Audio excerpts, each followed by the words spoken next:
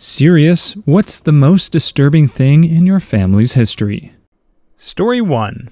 There are objectively worse things in my family's history, but the most chilling was learning how my grandfather abused animals.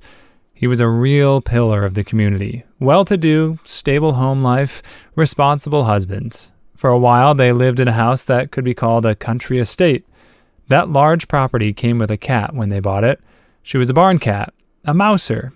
Long after they had sold the property, my mother and grandmother were reminiscing about the place, remembered the cat, and wondered what had happened to her kittens. Smiling, he joined the conversation, saying, "I asphyxiated them." Then he described how he bundled up each litter of kittens into a bag and tied it to the car exhaust, running the car on idle until they stopped moving. Then he buried them out back. Instead of ever getting the cat spayed, he let her keep having litters and executed every one of them.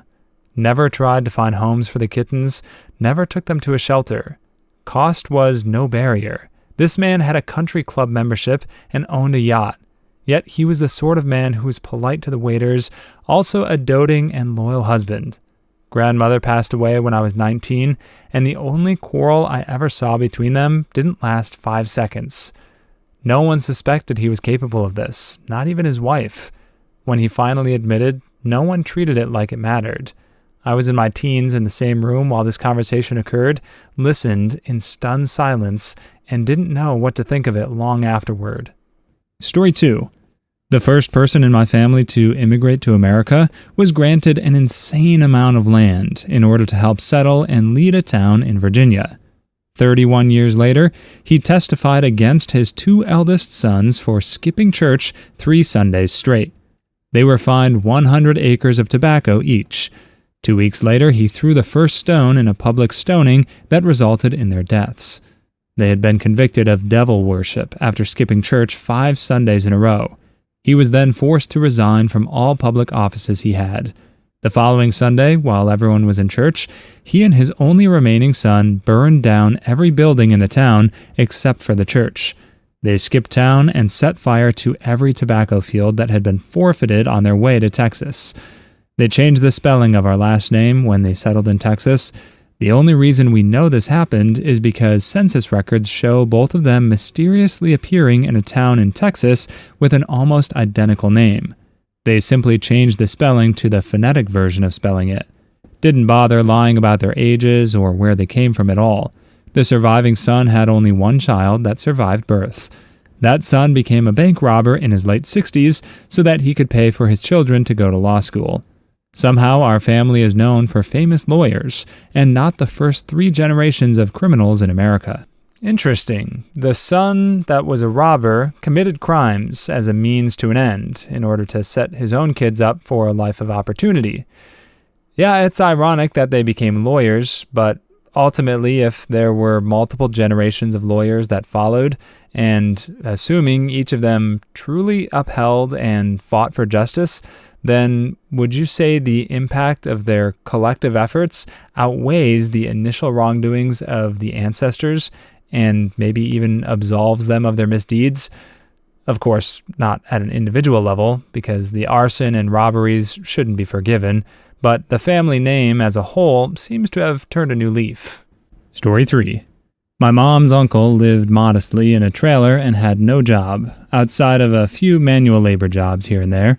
He would routinely get behind on bills and often had his water and other utilities cut off or threatened to be cut off. On several occasions, he would disappear to a large city 3 hours north of his home for a few days. Every time he came back, he had tons of cash. One night, over a poker game, some people were talking trash, and he mentioned that none of them had any idea what it was like to end the life of a man. One of the people there was my mom's cousin, who claimed that he overheard the conversation. Of course, they probed him for more info, but he wouldn't say anything else. Everyone in the family knew he had a knack for coming into large sums of cash, but no one ever really knew how he got it, other than maybe poker. He passed away about 10 years ago. I'm 37, and I just heard this story for the first time over Thanksgiving dinner last week. TLDR, my great-uncle may have been a hitman. Story 4. My grandfather managed to get his 3 kids and his wife out of Europe just before the Nazis invaded their country. The rest of that side of my family, every one of them stayed behind and had their lives ended in concentration camps. Decades after this, after my grandparents had passed away and even their kids were quite old, we found a trove of letters, dozens of them. They were from those family members, clearly responding to my grandfather's repeated pleas to leave as well. Each and every one said they were absolutely certain they would be fine, and it seemed as if they thought my grandfather was an alarmist and a bit of a kook. So many letters from so many people he was trying to save and just wouldn't let him do it. I never met my grandfather because he passed away of a mysterious condition soon after they emigrated. Now that I think about it, in light of him writing his original letters and getting those responses, I think he passed away of a broken heart. Story 5. A great aunt of mine ended her own life, which is disturbing, but unfortunately not all that uncommon. What does it for me is the fact that we are not allowed to talk about it. My mom knows and my aunt knows, but the woman's kids still think that she passed away of a heart attack. We're a Catholic family, so I get it, but in my view, that is not something that should be swept under the rug. Also, my mom's cousin, son of the previously mentioned great aunt, apparently had a tendency to go into a blind rage, at least in his younger years. My aunt had told me that he'd go out and pick fights and then just beat the crap out of the dude until he had to be taken to the hospital. This was at a time and place where it could all be attributed to a drunk bar fight, but my aunt has said that the dull, soulless look in his eyes as he beat up these people always freaked her out. Story 6. One of my uncles passed away as a baby, age 1, 1960s. Everyone knows that he was left in the bath when my grandmother went to answer the phone, and she came back to find that the water was too hot and had burned him alive in the bathtub. Turns out my grandma, who already had 2 children and probably wouldn't have made a rookie mistake like that, sent my aunt, age 4, and the other uncle, age 3, to take a nap, and was across the house on the phone, so she didn't hear them start the water to give my youngest uncle a bath. They were playing bath time and accidentally burned him alive in the bathtub, and neither of them knows the truth or remembers it. My grandmother won't tell them because she doesn't want them to blame themselves. Not sure why my mom knows, who then relayed it to me during a deep conversation over family issues. Story 7. I heard this one just last week. My great-grandpa had 4 kids, pretty young, and was dealing with some depression due to how hard his life was. He left my great-grandma out of nowhere when she was only 28, and years later, she saw him again with his new wife and 4 new kids, with the same dang names. He pretty much made a new version of his old family once he had the money to support them. Their last name is now infamous to my family, and I've actually met a kid with the last name, and I've always wanted to ask who his great-grandpa is to see if he's somehow related to me. Story 8. Any semblance of my family's history, photos, records, heirlooms, property, etc., was wiped away by Pol Pot's regime. Anything left, a few family photos or necklaces, were smuggled on each person that valued it. 80% of my family don't actually have memories of their birthdays, as many of them were adolescents surviving years in the killing fields. So 80% of my family don't actually know how old they are.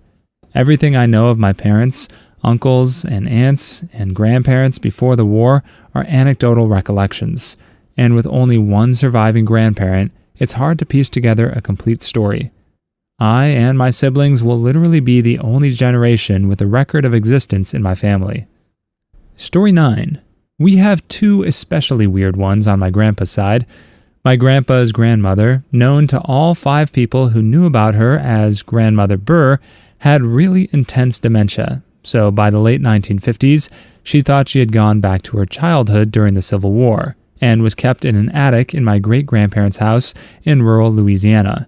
My grandma didn't even know she existed until the 4th or 5th time she visited her in-laws, and Grandmother Burr somehow broke out of the attic and started screaming about the Yankees. Grandmother Burr had a cousin who apparently once shot the former U.S. Secretary of the Treasury in a duel or something. Story 10. My mom's distant cousin strangled her twin babies when they were a few days old.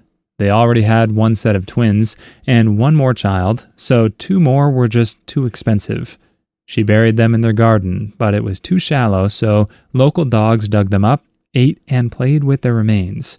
The worst thing is, all locals knew about that, but no police or CPS were involved, because it was common to get rid of unwanted children in that way 30 years ago. Story 11. My grandfather, when he was younger, would take my aunts, uncles, and my mother free-range camping. On the way, they would take massive sacks full of acorns.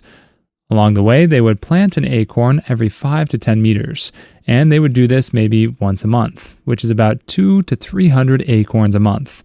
Since then, for about 40 years, dendrologists have been scratching their heads about how massive forests of oaks appeared suddenly and completely changed how nature worked in that area. Yeah, this makes me wonder what the rules on this are. Most people have heard of Johnny Appleseed planting trees up and down the coast, but nowadays we have governance for transporting firewood to avoid invasive species and disrupting ecosystems.